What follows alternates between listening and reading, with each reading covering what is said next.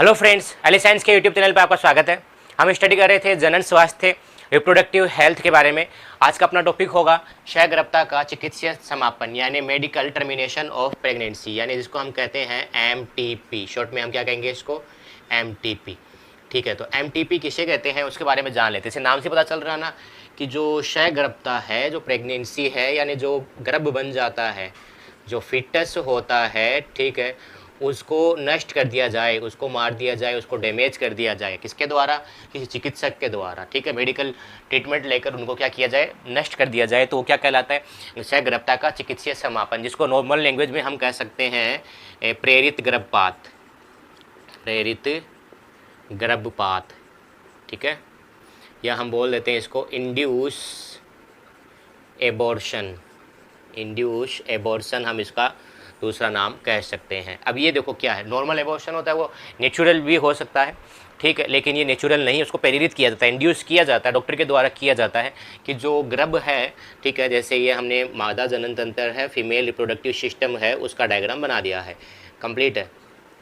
Okay, अब यहाँ पर यूट्रस है, गर्भ है, इस गर्भ के अंदर जो बेबी होगा, शिशु होगा, ठीक है, फिटस जो होगा, ठीक है, उसको नष्ट कर दिया जाता है।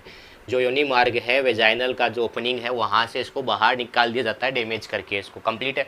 अब ये कब किया जा सकता है, तो आपको पता है कि जो क्षय गर्भता है, ठीक है, उनके जो होता है प्रेगनेंसी का जो टाइम है वो है 9 मंथ का, 9 माह का।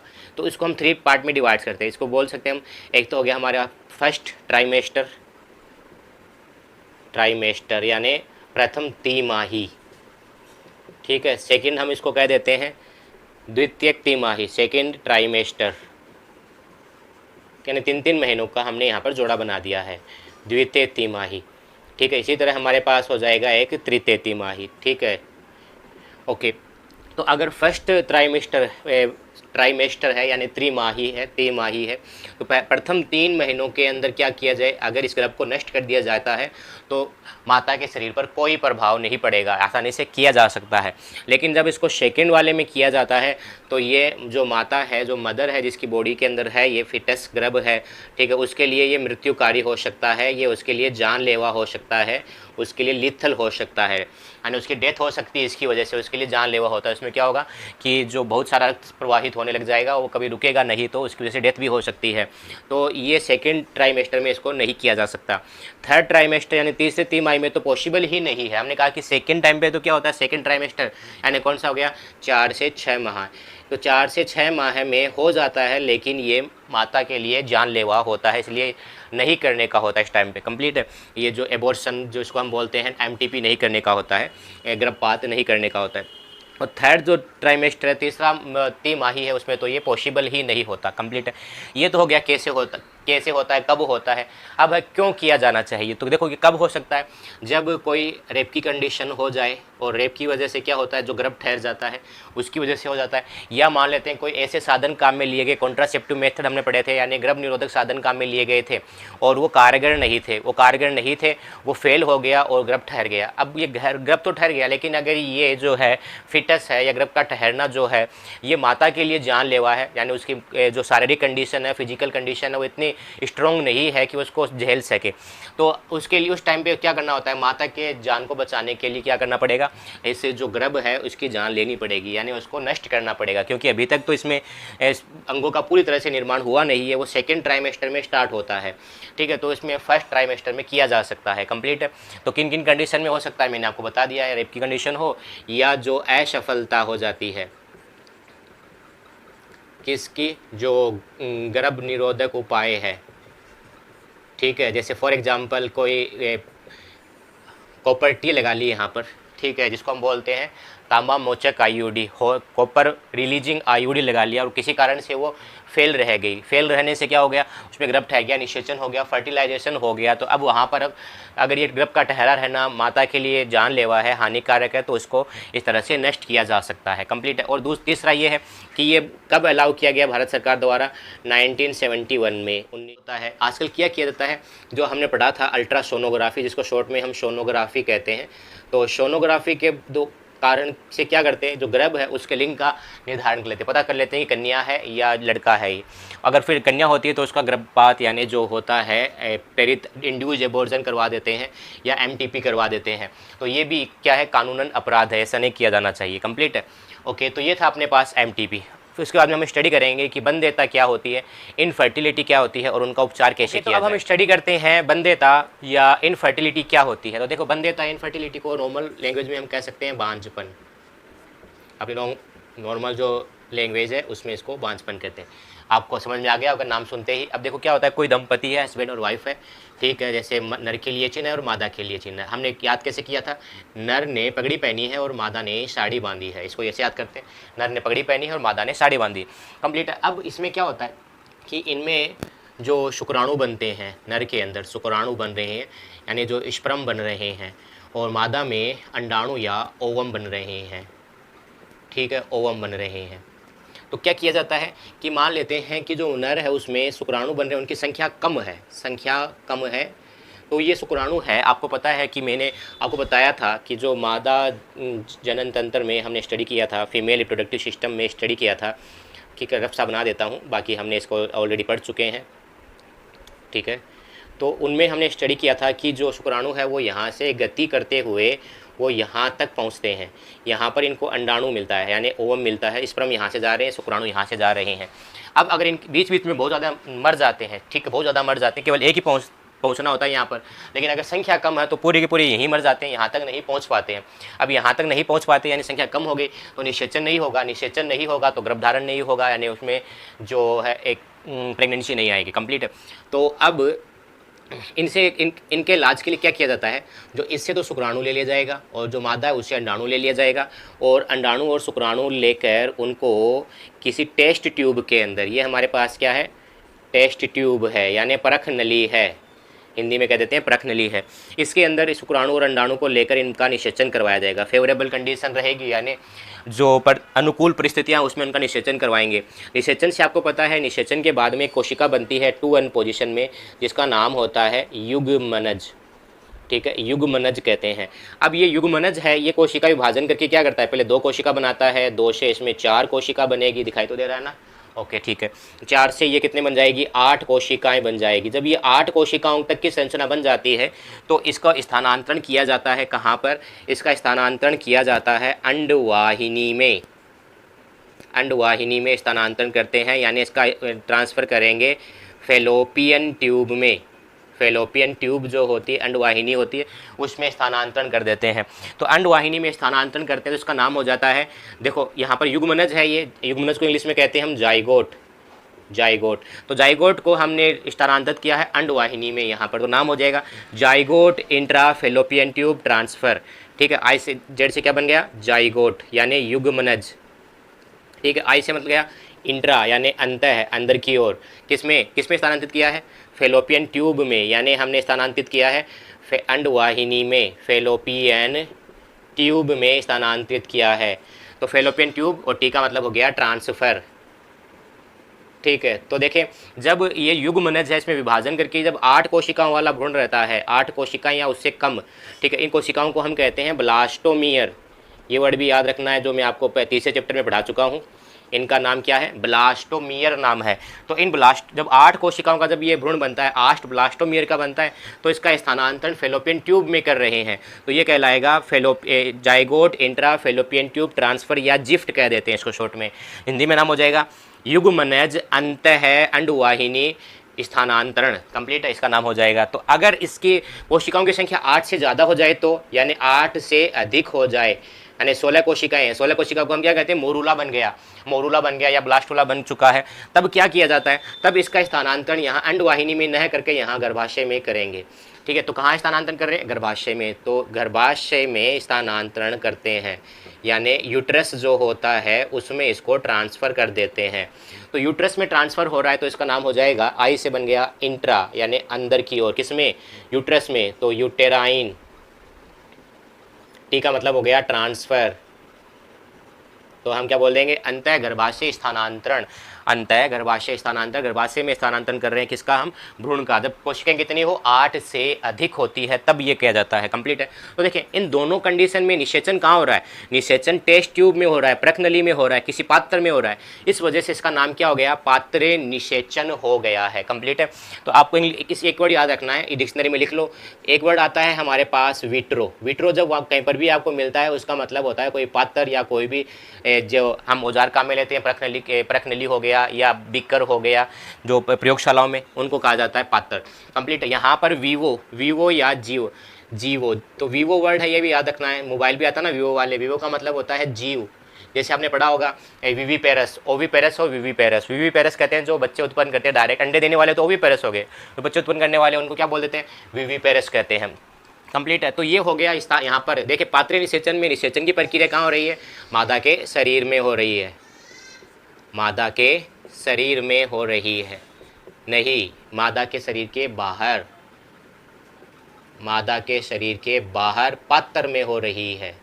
कंप्लीट है। किसी पात्र में, प्रकनली में हो रही है। तो अब ये जो बेबी जो यहाँ पर बनेगा उसका नाम हो जाएगा test tube baby, test tube baby. तो आपको एक क्वेश्चन बताना है कि भारत का जो सबसे पहला टेस्ट ट्यूब बेबी कौन था और पूरे विश्व का पहला टेस्ट ट्यूब बेबी कौन है, उनके नाम आपको कमेंट करके बताना है। तो अब हम इसमें जीवो निषेचन है, वीवो फर्टिलाइजेशन है, ये पढ़ लेते हैं। देखो इसमें नाम आ रहा है ना, जीवो निषेचन है, जीव के शरीर में इसका निषेचन होता है। तो निषेचन की प्रक्रिया कहाँ होगी, मादा के शरीर के अंदर होती है, फीमेल है उसकी बॉडी के अंदर होती है निषेचन, यहाँ मादा के शरीर के बाहर होती है। कंप्लीट है। तो अब इसमें क्या होता है, देखिए अब जैसे हम बात कर रहे हैं यहाँ पर किसी दंपति की यानी हस्बैंड वाइफ की, कपल की बात कर रहे हैं, तो उनमें शुक्राणु बन रहे हैं, शुक्राणु बन रहे हैं, अंडाणु नहीं बनता। ठीक है, अंडाणु नहीं बन रहा होता है। तो ऐसी कंडीशन में ये जो है आपको पता है गर्भ धारण नहीं कर सकते, जो बेबी है वो उनमें प्रोड्यूस नहीं हो सकता। तो ऐसी कंडीशन में क्या किया जाएगा, कोई दूसरी एक दाता फीमेल रहेगी, स्त्री रहेगी, दाता स्त्री, वो अपने अंडाणु डोनेट कर देगी। ठीक है, जैसे आपने सुना होगा वो एक विकी डोनर मूवी बनी हुई है, उसी पे बनी हुई है, वो शुक्राणु डोनेट करता है, वैसे एक कोई दाता स्त्री है वो अंडाणु डोनेट कर देगी। अब अंडाणु डोनेट कर दिया इसने, अब क्या किया जाता है, इस अंडाणु को स्थानांतरित कर देते हैं यहाँ पर, कहाँ पर, ये जो फीमेल है स्त्री है उसके अंडवाहिनी में ट्रांसफ़र कर देते हैं। कंप्लीट है। फिर जो शुक्राणु है वो नॉर्मल जो होता है, नॉर्मल इंटरकोश है यानी मैथुन की जो प्रक्रिया है नॉर्मल, उसके द्वारा ये यहाँ तक पहुँच जाएंगे शुक्राणु। अंडाणु हमने यहाँ पर स्थानांतरित कर दिया, अब यहाँ पर निषेचन हो जाएगा और बाकी की प्रक्रिया जो नॉर्मल होती है वैसे सभी होगी, यानी भ्रूण बनेगा, एम्ब्रियो बनेगा, उसके बाद में एम्ब्रियो से बेबी डेवलप हो जाएगा। ये पूरी प्रोसेस यहाँ पर नॉर्मल होगी। तो यहाँ पर हमने क्या किया है, केवल जो दाता है स्त्री, जो डोनर है, उसे ओवम लिया है, उनसे अंडाणु लिया है और उसका स्थानांतरण कहाँ किया है, यहाँ पर फेलोपियन ट्यूब में यानी अंडवाहिनी में स्थानांतरण किया है। तो हम उसको देखो, अंडाणु क्या है, ये गेमिट है, नर मादा युग्मक है अंडाणु। ठीक है, मादा युग्मक है, शुक्राणु क्या है, नर युग्मक है। तो हमने मादा युग्मक का स्थानांतरण किया है, तो युग्मक को इंग्लिश में कहते हैं गेमिट। ठीक है, गेमिट कहाँ स्थानांतरित किया इसको, फेलोपियन ट्यूब में। तो इंट्रा, अंदर के लिए हम बोल देंगे इंट्रा फेलोपियन ट्यूब, और टी का मतलब यहाँ पर हो गया ट्रांसफ़र। ठीक है, तो इसका पूरा नाम क्या हो जाएगा, zygote intra fallopian tube transfer. Hindi का नाम इसमें क्या हो जाएगा, जाइगोट को हिंदी में कहते हैं हम युग्मक। ठीक है, मादा युग्मक है, कहाँ स्थानांतरित किया, अंदर, तो अंतः कहाँ पर, अंडवाहिनी में। तो अंडवाहिनी स्थानांतरण, तो इसका नाम क्या हो गया, ठीक है, इसका नाम हो गया गिफ्ट, गिफ्ट दे दिया।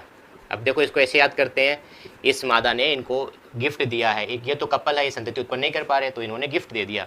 तो ये हो गया हमारे पास क्या कि गिफ्ट क्या होता है, gamete intra fallopian tube transfer क्या होता है। पहले वाला गिफ्ट था, याद रखना है, वो जाइगोट था, यहाँ पर गेमिट है। ओके, तो अब हम इसमें जान लेते हैं कि ये IUI क्या होता है। तो देखिए हमने अभी कंडीशन क्या पढ़ा था कि यहाँ पर जो मादा है उसमें अंडाणु नहीं बन रहे थे। अब मान लेते हैं कि मादा उसमें अंडाणु बन रहे हैं, लेकिन जो नर है यानी जो हस्बैंड है उसके अंदर क्या नहीं बन रहे, शुक्राणु नहीं बन रहे, स्पर्म नहीं बन रहे हैं या उनकी संख्या बहुत ही कम है। तो इसमें क्या होगा, कोई डोनर होगा, जो विकी डोनर की तरह डोनर होगा, कोई दाता होगा। ठीक है, वो क्या करेगा, शुक्राणु डोनेट कर देगा। ठीक है, अब वो शुक्राणु क्या किए जाएंगे, वो शुक्राणु स्थानांतरण कर दिए जाते हैं यहाँ पर गर्भाशय के अंदर, यानी इंजेक्शन के थ्रू क्या करते हैं, यहाँ पर स्थानांतरण कर देते हैं, यहाँ पर गर्भाशय के अंदर, फिर वो अपने आप ही गति करते हुए यहाँ पर पहुँच जाएंगे। ठीक है, तो यहाँ पर इंजेक्शन के थ्रू क्या किया जाता है, स्थानांतरण कर रहे गर्भाशय के अंदर। तो इसका नाम क्या हो जाएगा, तो देखिए इसका नाम ये हो जाएगा, आई का मतलब यहाँ पर है इंट्रा। ठीक है। यू का मतलब होता है यूटेराइन, ठीक है। टी आई का मतलब सेकेंड आई है, उसका नाम होता है इंसेमिनेशन, ठीक है। इंसेमिनेशन कहते हैं जो सीमेन होता है, वीर्य होता है, उसका स्थानांतरण करना उसको कहते हैं। तो इसको हिंदी में कह देते हैं अंतः गर्भाशयी, ठीक है, वीर्य सेचन, वीर्य सेचन। तो वीर्य लेकर उनको यहाँ पर ट्रांसफ़र किया गया ताकि उसके अंदर स्पर्म है वो इनके पास पहुँच जाए। कंप्लीट है। इसको दूसरा नाम बोल सकते हैं हम आर्टिफिशियल इंसेमिनेशन, इसको हम कह सकते हैं AI, यानी एक AI का मतलब क्या हो गया यहाँ पर, AI का मतलब हो गया आर्टिफिशियल इंसेमिनेशन, आर्टिफिशियल इंसेमिनेशन, यह हम बोल देते हैं कृत्रिम वीर्य सेचन। कंप्लीट है। ओके, नेक्स्ट हमारे पास है ICST। ICST भी सेम इसकी तरह ही है। यस, तो इनमें मान लेते हैं स्पर्म कम बन रहे हैं या बन ही नहीं रहे, अनुपस्थित है, या जिसको जब स्पर्म नहीं बन रहे होते हैं उसको हम कहते हैं एजोस्पर्मिया, ये याद रखना है, ठीक है। जूस्पर्म यानी जो शुक्राणु को जूस्पर्म कहा जाता है वो नहीं बन रहे, एब्सेंट हो गया। तो देखें इसमें क्या होता है कि अब इसमें बन ही नहीं रहे, तो बन नहीं रहे तो क्या किया जाएगा, किसी डोनर से ले लिया जाएगा। अगर बन रहे हैं तो इसी से ले लेते हैं शुक्राणु। तो हम कंडीशन यहाँ पर लेके चलते हैं कि इसमें कम बन रहे हैं, कम बन रहे हैं, तो कम बन रहे हैं तो इससे शुक्राणु निकालेंगे और उसको डायरेक्ट क्या किया जाएगा, इंजेक्शन के थ्रू कि अंडाणु के अंदर, यानी कि इंजेक्शन लेंगे हम यहाँ पर, ठीक है। एक इंजेक्शन लगा दिया, इस तरह सूक्ष्म इंजेक्शन रहेगा ये, और उसके थ्रू डायरेक्ट क्या कर देते हैं, इंजेक्ट कर देते हैं, अंदर स्थापित कर देते हैं किसके, जो अंडाणु होता है, ये है अंडाणु, ठीक है, यानी ओवम है, उसकी कोशिका में स्थानांतरित कर देते हैं। तो इसका नाम क्या हो जाएगा, तो इसका नाम हो जाएगा इंट्रा, यानी अंदर स्थापित कर रहे हैं, ठीक है। सी का मतलब होता है साइटोप्लाज्म, प्लाज्मिक, साइटोप्लाज्मिक, साइटोप्लाज्म कहते हैं हम इसके जीव द्रव्य को, ठीक है। इस अंडाणु का जो जीव द्रव्य है उसको हम साइटोप्लाज्म कहते हैं। कंप्लीट है। तो क्या हो जाएगा, इंट्रा साइटोप्लाज्मिक स्पर्म, ठीक है, स्पर्म, और यहाँ पर टी है तो टी का मतलब हो गया ट्रांसफ़र, ट्रांसफ़र, ठीक है। तो इसका नाम हो गया इंट्रासाइटोप्लाज्मिक स्पर्म ट्रांसफ़र, या इसकी जगह पर यहाँ पर टी की जगह पर आई भी रहेगा कहीं कहीं पर, तो आई की जगह पर यहाँ पर नाम क्या हो जाएगा, इंसेमिनेशन बोल देंगे, लेकिन सही वर्ड आपको ये ICST ही मिलेगा, इंट्रासाइटोप्लाज्मिक स्पर्म ट्रांसफ़र। कंप्लीट है। तो ये हो गया हमारे पास बंध्यता, इनफर्टिलिटी क्या होती है, कौन कौन सा उसका उपचार किया जा सकता है। आप डॉक्टर बन गए तो उनको क्या सलाह देंगे, तो इस बार रिपीट कर लेते हैं हमने क्या पढ़ा है। हाँ, बंध्यता है, ठीक है, ये इनफर्टिलिटी है, इसके उसको हम कहते हैं बांझपन, नॉर्मल, ठीक है। अब उसके इलाज के दो तरीके होते हैं, एक तो पात्रीय निषेचन है, दूसरा है जीव निषेचन। पात्रीय निषेचन में तो क्या होता है, मादा के शरीर के बाहर किसी पात्र में निषेचन की प्रक्रिया होती है, लेकिन जीव निषेचन में क्या होता है, मादा के शरीर के अंदर निषेचन की प्रक्रिया होती है। पात्रीय निषेचन दो प्रकार का हो गया, ZIFT और दूसरा IUT। अब ये दोनों क्या है, तो इसमें क्या करते हैं, जो निषेचन की प्रक्रिया है वो प्रकनली के अंदर करवाते हैं। प्रकनली में जब जायगोट बन जाएगा, युग्मनज बन जाएगा, और जो एम्ब्रियो 8 कोशिकाओं या उससे कम का है तो उसका स्थानांतरण करेंगे फेलोपियन ट्यूब में, अंडवाहिनी में, तब हो गया जिफ्ट, और स्थानांतरण करने किसी में, गर्भाशय में, तो हो गया IUT। कंप्लीट है। ओके, ये तो हो गया हमारे पास पात्रीय निषेचन। जीव निषेचन 3 तरीके से हो सकता है। GIFT किसे कहेंगे कि अगर अंडाणु नहीं बन रहे किसी स्त्री में तो किसी दाता से अंडाणु लेकर उसको ट्रांसफर कर देते हैं फेलोपियन ट्यूब में, तो नाम हो गया gamete intra fallopian tube transfer. Complete है। ओके, सेकंड क्या है, IUI हो जाएगा इंट्रा यूटेराइन इंसेमिनेशन, यानी किसी मेल है जो हस्बैंड है उसके अंदर शुक्राणु नहीं बन रहे, स्पर्म कम बन रहे हैं या नहीं बन रहे हैं, तो किसी डोनर से लिया जाएगा, जैसे विकी डोनर हो गए, और फिर उससे लेकर उसको ट्रांसफ़र करते हैं गर्भाशय के अंदर, यूट्रस में ट्रांसफ़र किया जाएगा, तो वो हो गया IUI। और फिर है ICST, अगर कम बन रहे हैं, स्पर्म कम बन रहे हैं, तब क्या किया, डायरेक्ट इंजेक्शन के थ्रू कहाँ डाल देते हैं उसको, जीव द्रव्य में, साइटोप्लाज्म में, किसके, अंडाणु जो ओवम है उसके साइटोप्लाज्म में डाल देते हैं, और ये हो गया ICST यानी intra cytoplasmic sperm transfer. Complete है। तो ये हो गया हमारे पास। एक चीज़ और याद रखना है, ये जो विधियाँ हमने पढ़ी है उन सभी को कहा जाता है आर्ट। तो आर्ट का मतलब क्या हो जाएगा, एसोसिएटेड रिप्रोडक्टिव टेक्निक्स, यानी सहायक जनन तकनीक। कंप्लीट है। सहायक जनन तकनीक आर्ट हम इनको कहते हैं। तो अभी तक जो हमने पढ़ा है ये आर्ट पढ़ा है, यानी हम बायोलॉजी वाले भी आर्ट पढ़ रहे हैं। कंप्लीट है। ओके, तो इस वीडियो में इतना ही। आशा करते हैं वीडियो अच्छा लगा है तो कमेंट करें, सब्सक्राइब करें और अधिक से अधिक शेयर करें। धन्यवाद।